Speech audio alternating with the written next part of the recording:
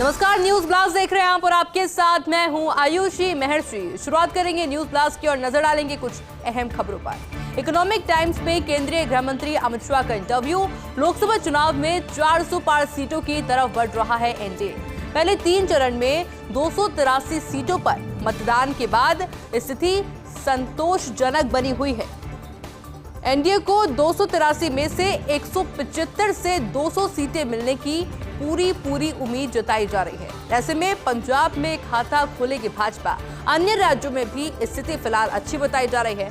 पूर्वोत्तर राज्य, पश्चिम बंगाल, ओडिशा, तेलंगाना, आंध्र प्रदेश, तमिलनाडु और केरल में भी इस बार भाजपा का प्रदर्शन बेहतर बताया जा रहा है और ये इंटरव्यू के अंदर देखा गया जब अमित शाह के द्वारा कहा गया।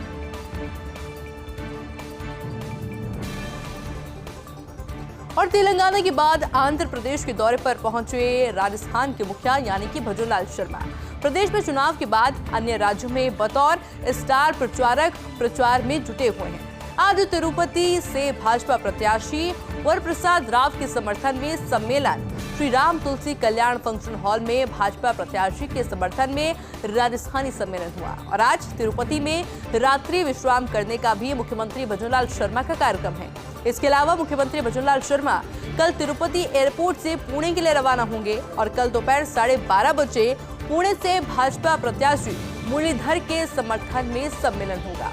पुणे के एंडरवन में प्रवासी राजस्थानी सम्मेलन को संबोधित करेंगे, जिसके बाद शाम 4:15 पर पुणे एयरपोर्ट से महाराष्ट्र के औरंगाबाद के लिए रवाना हो जाएंगे और शाम 6:05 पर जालना से प्रत्याशी राव साहेब दादा राव पाटिल दानवे के समर्थन में प्रवासी सम्मेलन करेंगे। मुख्यमंत्री भजनलाल शर्मा कल औरंगाबाद में भी रात्रि विश्राम करने वाले हैं। हिंदुस्तान टाइम्स में रिजर्व बैंक के पूर्व गवर्नर यानी कि डी सुब्बाराव का लेख। चुनाव के मौके पर भारी पड़ती है मुफ्त उपहारों की कीमत।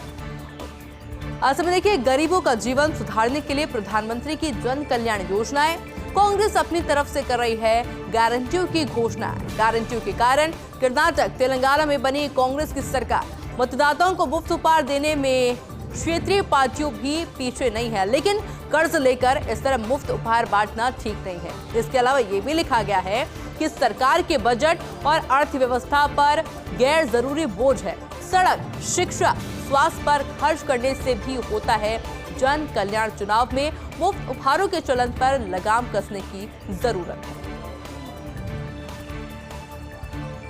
हरियाणा के जलेबी बाबा की हिसार के जेल में मौत हो गई है। 120 से ज्यादा महिलाओं से रेप का दोषी काट रहा था जेल।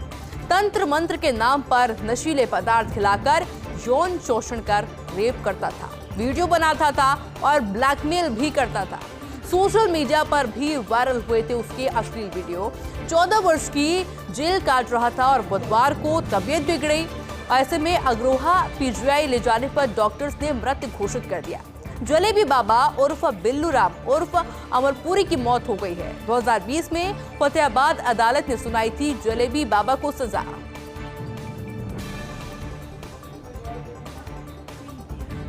राजस्थान बन रहा है अजब गजब। घटनाओं का गवाह बाड़मेर जिले में उल्का पिंडा गिरते हुए देखा गया। किसी ने वीडियो बना लिया जो तेजी से वायरल भी होने लगा है और इसके बाद बीकानेर जिले में सहजरासर में धंस गई जमीन।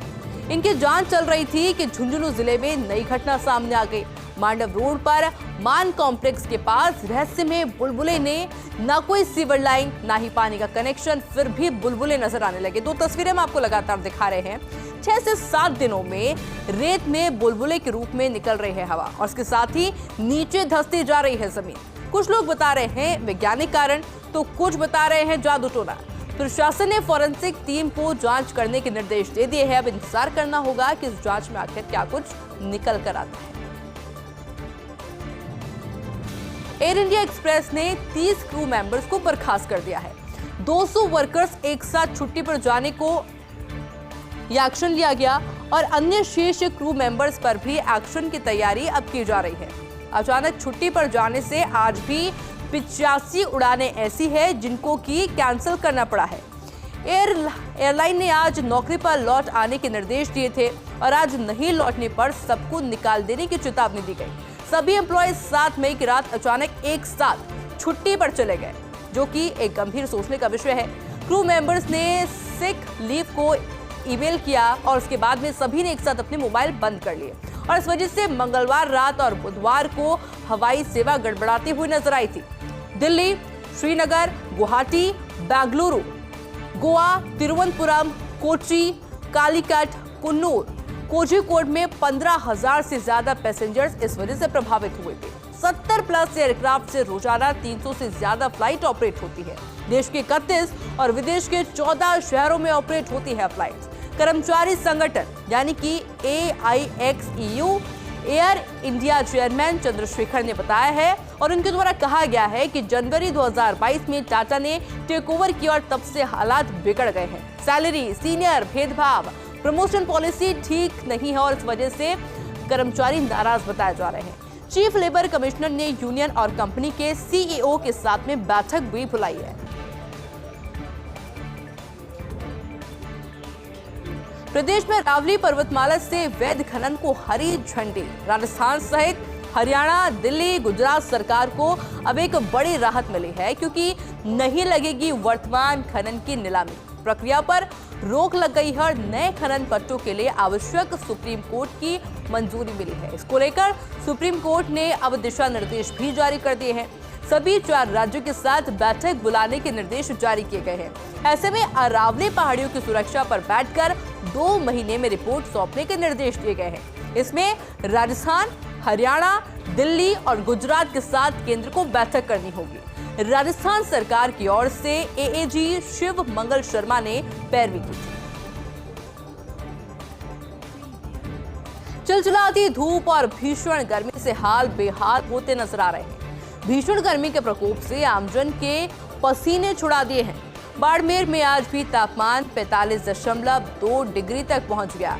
जैसलमेर और बीकानेर की अगर बात की जाए तो जैसलमेर, बीकानेर में 44.6 डिग्री तापमान दर्ज हुआ।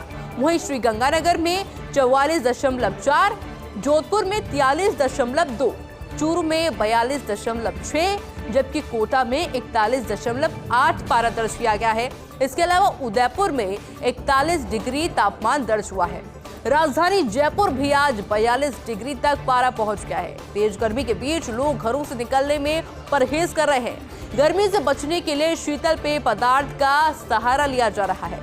गन्ना जूस और जूस सेंटर की दुकानों पर लोगों की भीड़ नजर आने लगी है। भीषण गर्मी के चलते 6 जिलों में छुट्टियों की घोषणा कर दी गई है और 13 जिलों में कक्षा 1 से 8 तक के स्कूलों का समय भी बदल दिया गया है। और चलिए एक बार फिर से रुक करेंगे न्यूज ब्लास्ट का और नजर डालेंगे कुछ बड़ी खबर। तेलंगाना के बाद आंध्र प्रदेश के दौरे पर पहुंचे हैं CM भजनलाल शर्मा। प्रदेश में चुनाव के बाद अन्य राज्यों में बतौर स्टार प्रचारक प्रचार में जुटे हुए हैं। आज तिरुपति से भाजपा प्रत्याशी वरप्रसाद राव के समर्थन में सम्मेलन किया गया। श्री राम तुलसी कल्याण फंक्शन हॉल में राजस्थानी सम्मेलन को संबोधित करेंगे और आज तिरुपति में रात्रि विश्राम का भी कार्यक्रम है मुख्यमंत्री भजनलाल शर्मा का। मुख्यमंत्री भजनलाल शर्मा कल तिरुपति एयरपोर्ट से पुणे के लिए रवाना होंगे। कल दोपहर 12:30 बजे पुणे से भाजपा प्रत्याशी मुरलीधर के समर्थन में सम्मेलन होगा। पुणे के एरन-1 में प्रवासी राजस्थानी सम्मेलन को संबोधित करेंगे, जिसके बाद शाम 4:15 पर पुणे एयरपोर्ट से महाराष्ट्र के औरंगाबाद के लिए रवाना हो जाएंगे। शाम को 6:05 पर जालना से प्रत्याशी राव साहेब दादाराव पाटिल दानवे के समर्थन में प्रवासी सम्मेलन करेंगे, जिसके बाद मुख्यमंत्री भजनलाल शर्मा कल औरंगाबाद में ही रात्रि विश्राम करेंगे। और आखिरकार डॉक्टर सुधीर भंडारी ने इस्तीफा दे दिया।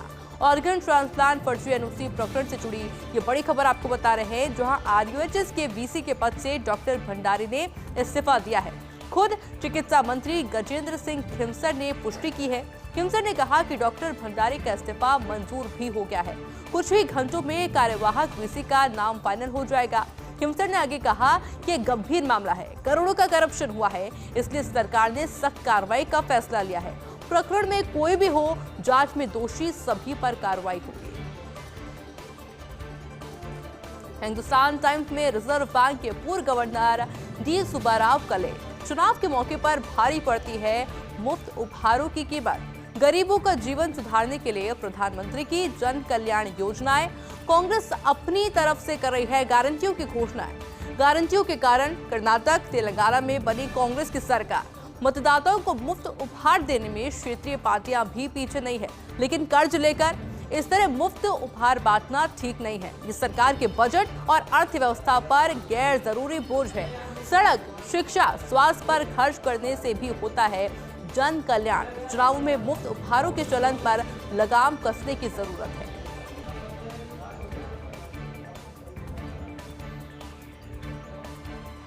और चलिए इसी के साथ बुलेटिन में फिलहाल इतना ही। आप देखते रहिए फर्स्ट इंडिया न्यूज। नमस्कार।